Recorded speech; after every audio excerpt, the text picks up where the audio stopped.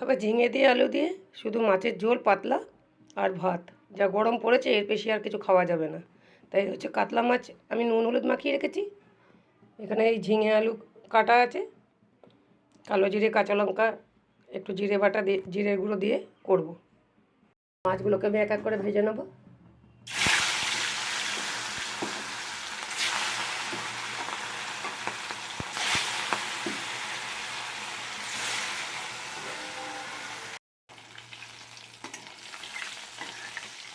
মাছ ভাজাটা হয়ে গেছে, আমি তুলে নিচ্ছি এক এক করে।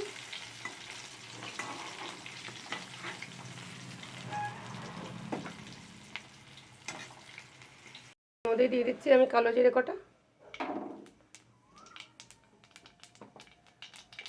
আলুগুলো ছেড়ে দিচ্ছি,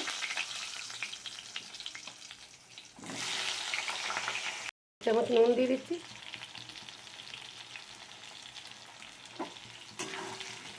আলুগুলো একটু ভাজা হলে ঝিঙেটা দেবো,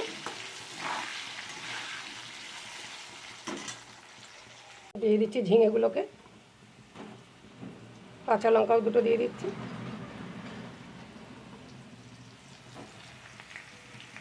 টমেটো কুচি দিয়ে দিয়েছি, দিয়ে দিচ্ছি হাফ চামচ জিরের গুঁড়ো, হাফ চামচ হলুদের গুঁড়ো, হাফ চামচের কম একটুখানি লঙ্কার গুঁড়ো, দুটো কাঁচা লঙ্কা দেওয়া আছে। এগুলোকে বেশ সুন্দর করে মিশিয়ে নেবো আমি এখন।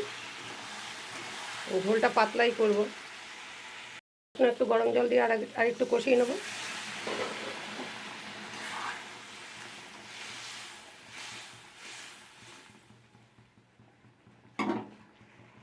হয়ে গেছে, আর একটু জল দিয়ে দিচ্ছি আমি। এবার মাছটা দিয়ে দেবো।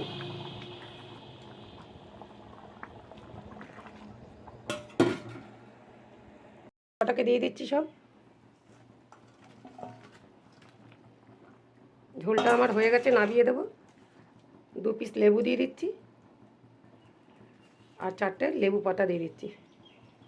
সুন্দর একটা গন্ধ আসবে, খেতেও ভালো লাগবে। মাছটা একটুখানি ফুটলেই আমি এই যে এর মধ্যেই থাকবে। ঝোলটা আমার হয়ে গেছে, নামিয়ে দিচ্ছি। যদি ভালো লাগে তাহলে একটা লাইক, একটা কমেন্ট, একটা শেয়ার করে দেবেন। ধন্যবাদ। একটা সাবস্ক্রাইব দিতে ভুলবেন না।